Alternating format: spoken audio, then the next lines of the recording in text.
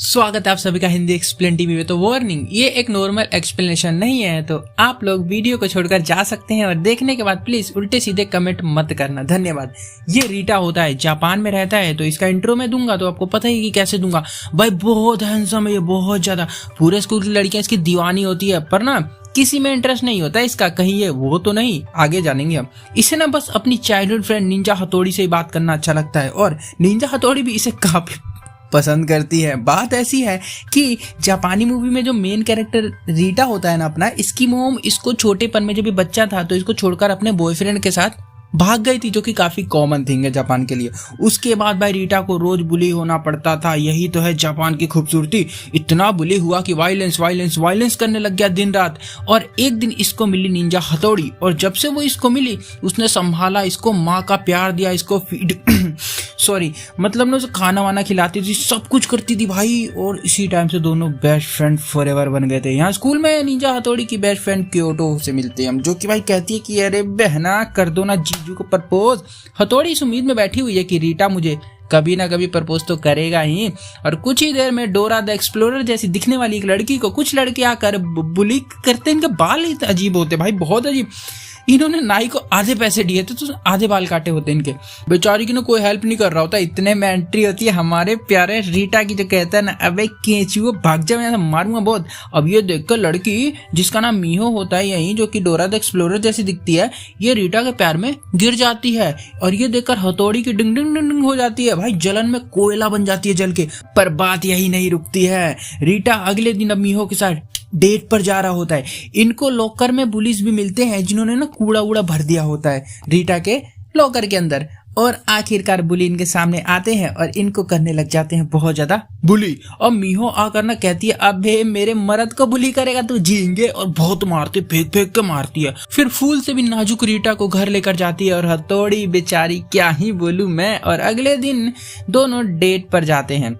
अब निंजा हथौड़ी जलन में जमीन के नीचे घुस जाती है और रीटा और मीहो का रिलेशन मेरे फ्यूचर से भी ज्यादा ब्राइट होने लग गया होता है। एक दिन हथौड़ी को एक न्यू स्टूडेंट केसुके मिलता है, जो टकराती है ना इससे, तो इसकी खूबसूरती को देखकर, इसकी इतना भाई ब्यूटीफुल होता है ना ये लौंडा, इसके प्यार में गिर जाती है। लड़कियां भाई साहब, लड़कियां क्या ही बोले। पर इसे याद आता है ओ हो मैं तो रीटा से प्यार करती हूँ, यहाँ कैसे पिघल सकती हूँ। तो मीहो को अपनी और रीटा की फोटोज दिखाती है जलाने के लिए, और कहती है तेरा मर्द होगा बाद में, पहले मेरा दोस्त है। और इसको मीहो को खाक फर्क नहीं पड़ रहा होता भाई, कहती है भाग यहाँ से।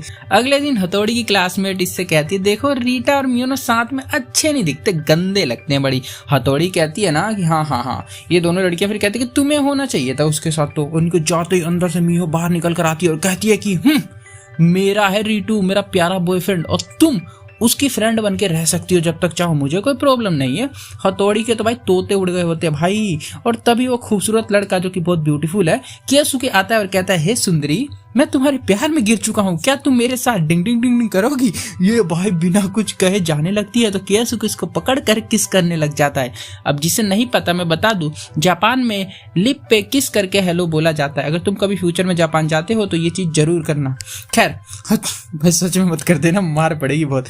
हथौड़ी आती है घर पे ब्रश करने लग जाती। इसने सोचा था ना मेरी पहली जो चुम्बन क्रिया होगी ना वो होगी मेरे प्यारे रीटू के साथ, बट ये केसुके करके भग गया, क्या ही कर सकते, बेचारी ना घर में पड़ी ही रहती है।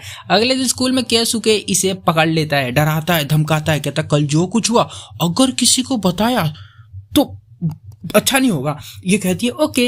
अब भाई बहन देख यार, तेरे को हैरेस कर रहा है, वो क्रिमिनल है, वो केस कर उस पे जाके, ओके क्या बोल रही है। और ये सब रीटा ने देख रहा होता है, कुछ कहता नहीं। और अगले दिन चारों डबल डेट पर चले जाते।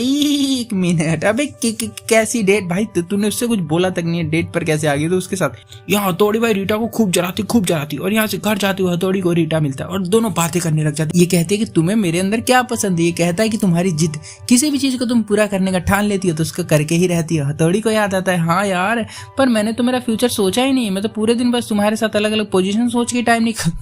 और भाई जल्दी ना समर वेकेशन भी आ गया होता है। कितने लोग वेट कर रहे थे समर वेकेशन का, जापानीज मूवी है ना तो आना ही था, वो तो पता ही अपने को। अब हथौड़ी और रीटा से बात नहीं कर रही होती है, इग्नोर करती है इसको कि उसे फील तो हो कि जब मैं उसे इग्नोर करूंगी तो मेरे बिना उसकी जिंदगी कितनी ज्यादा कठिन है, उसको तब फील होगा कि हाँ। अब जितने भी लोग देख रहे हो ना, तुम लोगों में से बहुत सारे लोगों ने ट्राई किया होगा उससे बात नहीं करूंगा, ये नहीं करूंगी, देखती हूँ मेरे बिना कैसे रहता है। सामने वाला कोई फर्क नहीं पड़ रहा भाई, ठीक है काम करो अपना तुम जाके। इसका भी ऐसा ही होता है कुछ, ये जाती है डांस क्लासेस ज्वाइन करती है, पढ़ाई करती है, खुद पे ध्यान देती है, सारी चीजें अच्छी अच्छी कर रही होती है। एक दिन केसुके इसे डेट पर बुलाता है, दोनों जाते भी है और बस दोनों को बस प्यार होने ही वाला होता है कि इतने में एक नशे में भंड लड़की आकर केसुको को पकड़ लेती है और कहती है कहाँ थे मेरे प्यारे केसु, मैंने तुम्हारी याद में कई रातें बिता दी और दिन में तो किसी और के साथ रहती थी मैं। अब केसुके इसे ना घर छोड़ने जाता भाई। एक्चुअल में लड़की जो होती है ना इसकी एक्स होती है बड़ी पुरानी। हथौड़ी का मूड खराब हो गया होता है, बाहर आती है और रीटा को कॉल करके कहती है कि कल मिलने आ जाना मेरे से फायरवर्क्स में, बताऊंगी वरना। और भाई दोनों शाम को मिलते हैं फायरवर्क्स में, गिफ्ट विफ्ट एक्सचेंज हो ही रहे होते कि इतने में केसुके भी आ ही जाता है यहाँ पर और इसे भी चैन नहीं है एक मिनट भी। हथौड़ी यहाँ से भाग जाती है क्योंकि तीनों ऑकवर्ड थे भाई, बैठे हुए हैं भाई। तीनों को पता है कि तीनों एक तीनों से प्यार करते, इससे करता है, ये भी इससे करता है, ये इससे भी करती है, ये इससे भी करती है, ये जो है ये मियो से भी करता है। बहुत कंफ्यूजन है, रुको रुको।